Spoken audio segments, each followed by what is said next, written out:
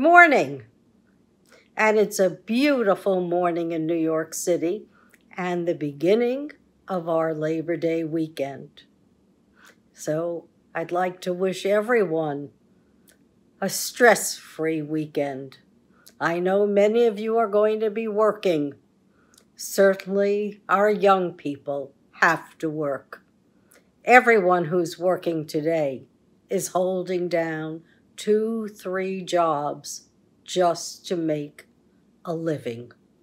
Doesn't mean they can afford even the necessities. 10 years ago, or probably 11, when I started on Twitter, I got into activism because of the crash of 2008.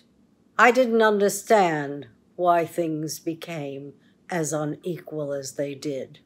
I wanted to support a 99%er, those folks who were out of work for 99 weeks.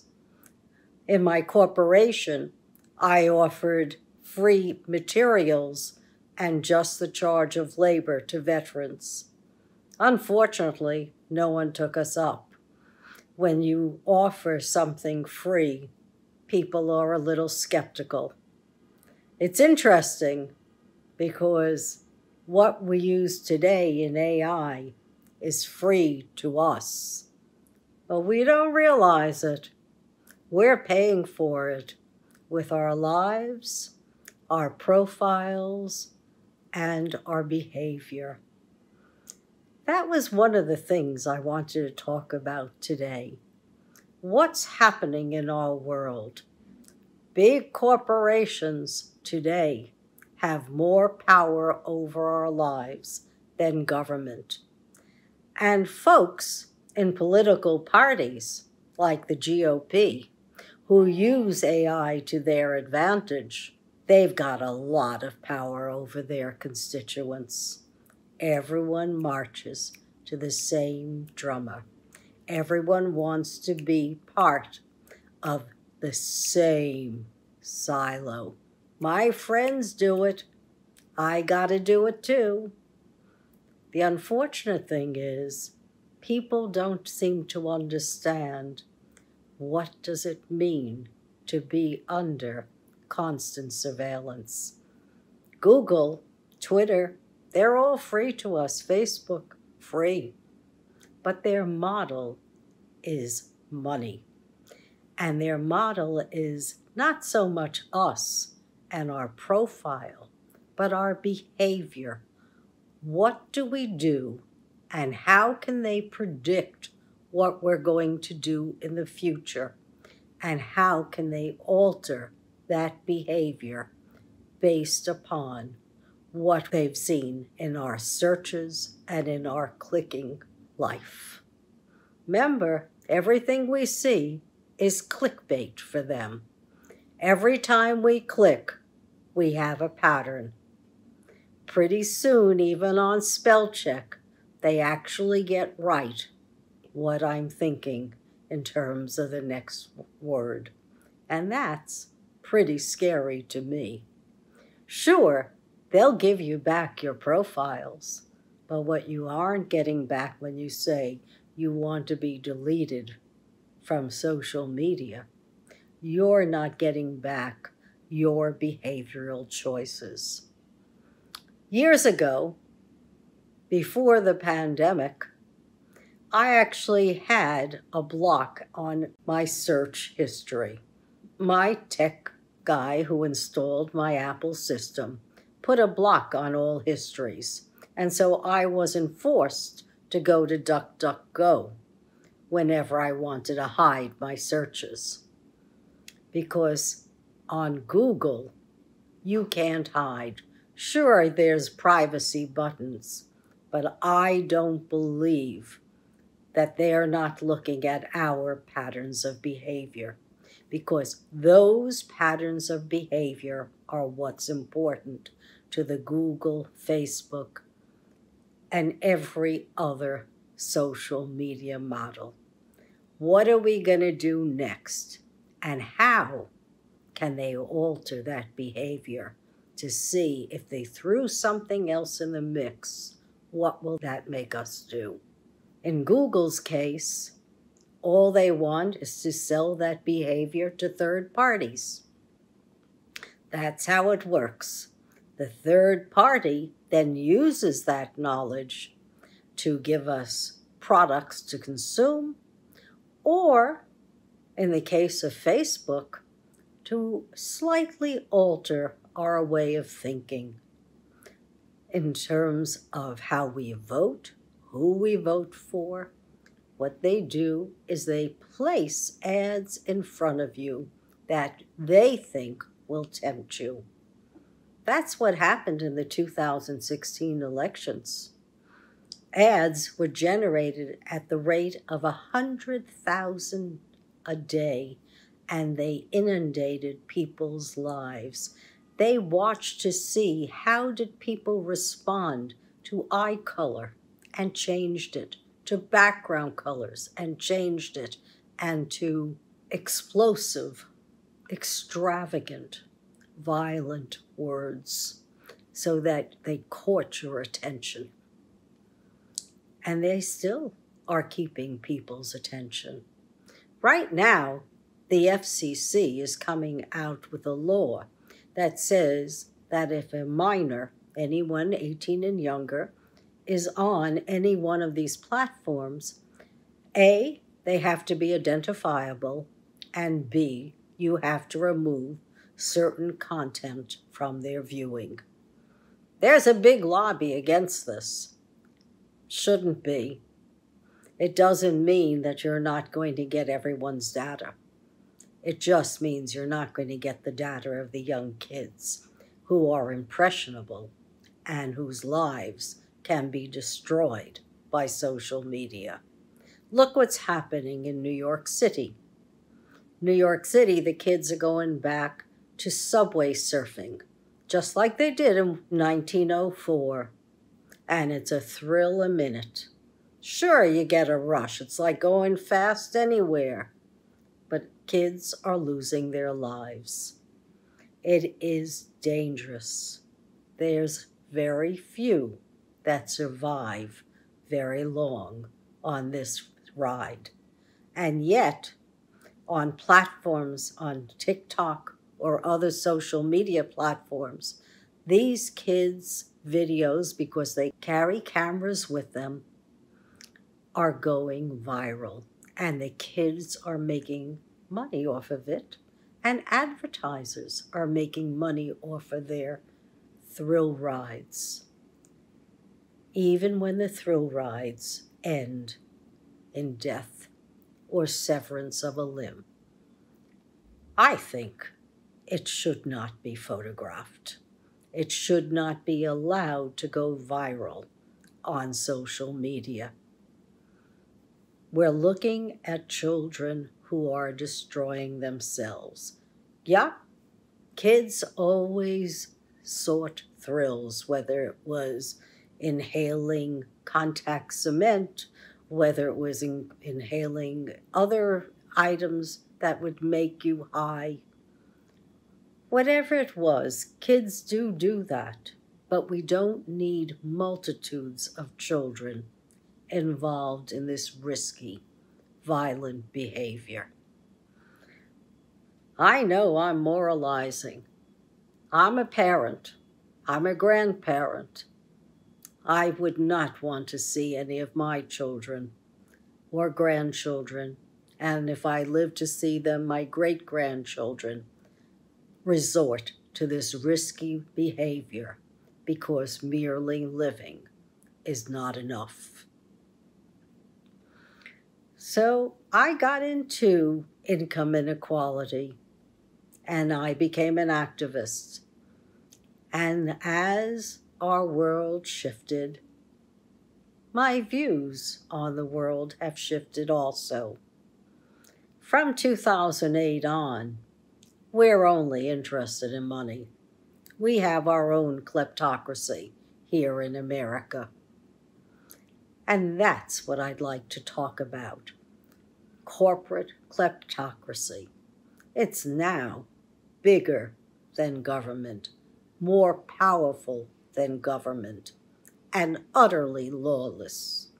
That's what the folks who developed Google were all about, being lawless, having those little black boxes with their algorithms and nobody knowing what in the world they're doing with them, or how they work, or what data they're measuring and sending out to make money for themselves and third parties.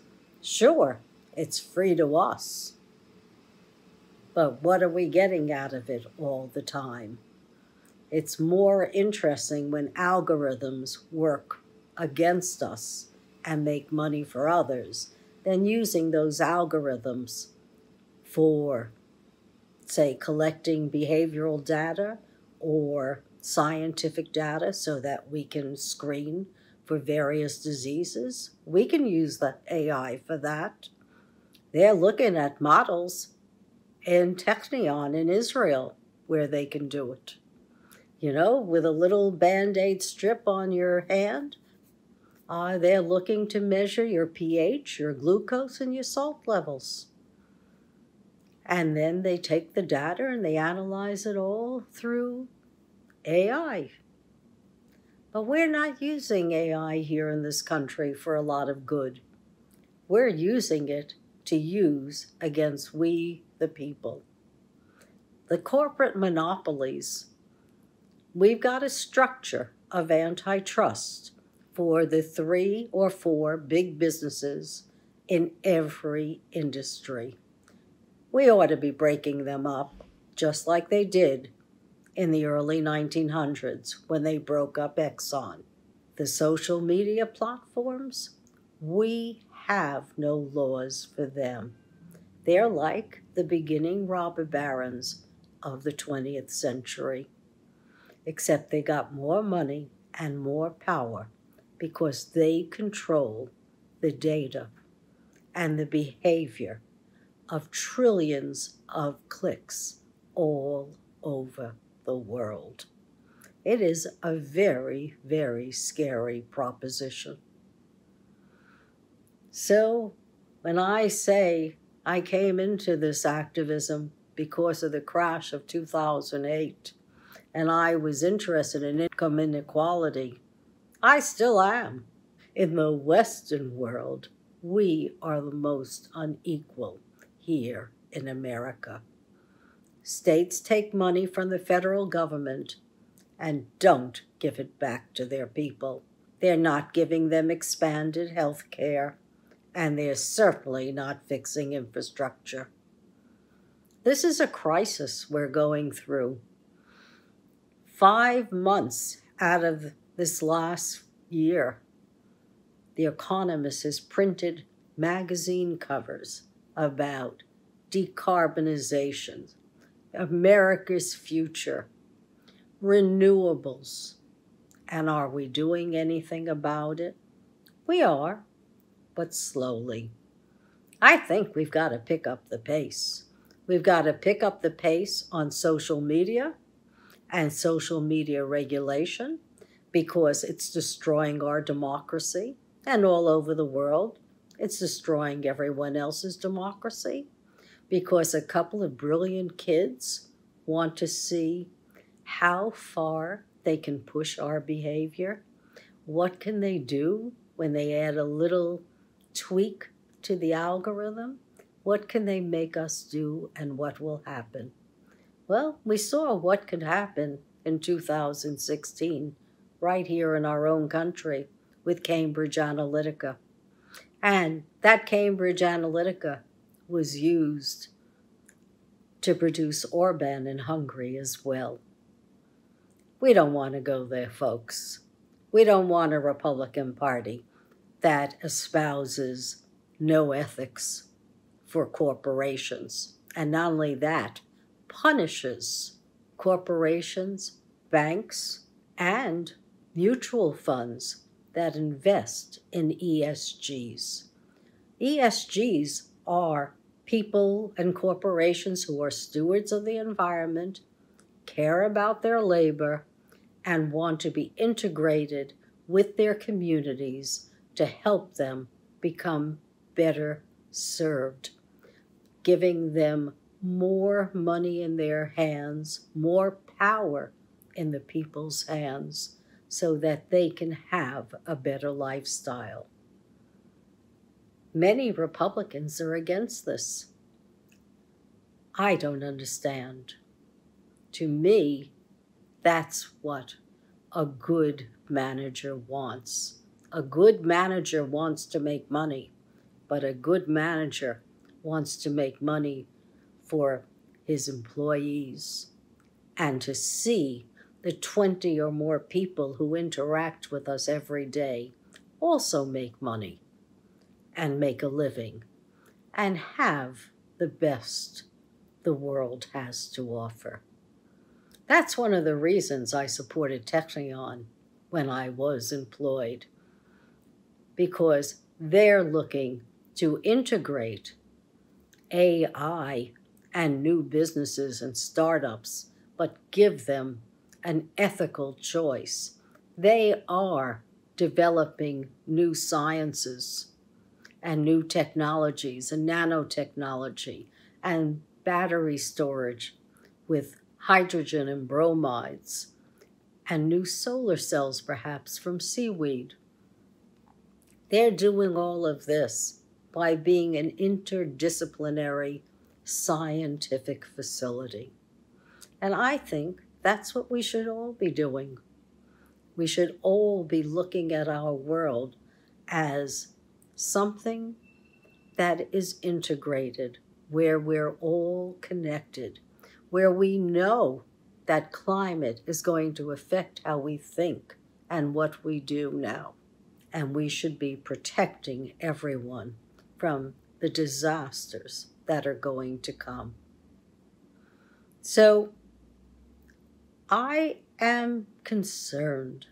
I am concerned about intelligent life on our own planet.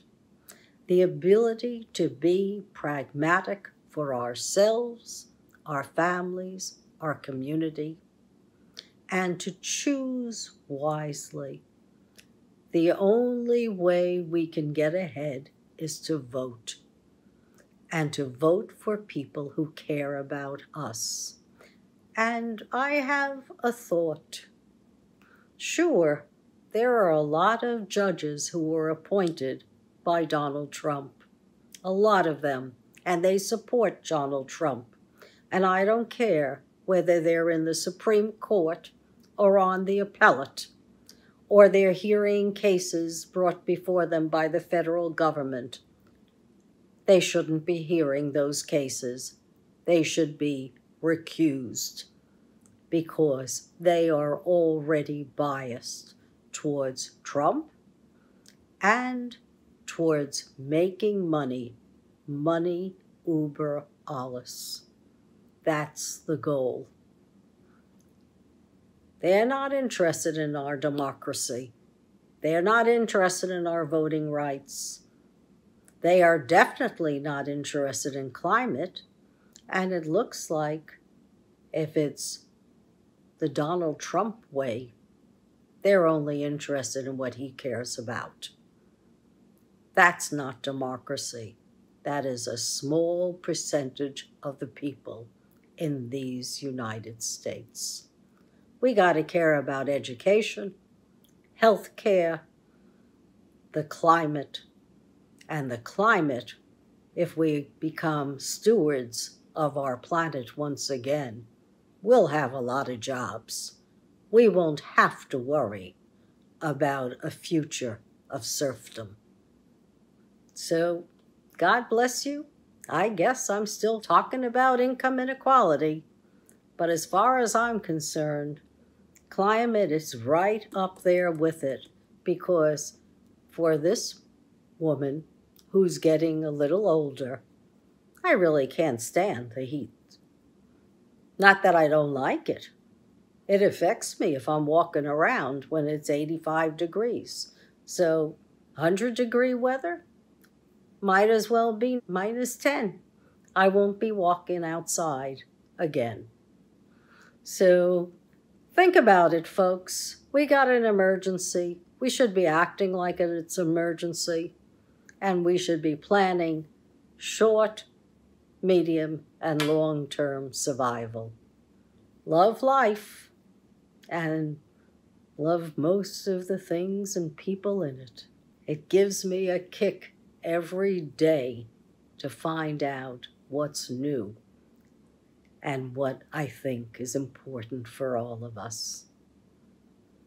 Can't wish for a better life. Well, yeah, I guess I could, and I have, and I do, because I always want to see beyond the horizon. However, the present is wonderful, and I'd like it to be wonderful for everyone. God bless you. See you next week.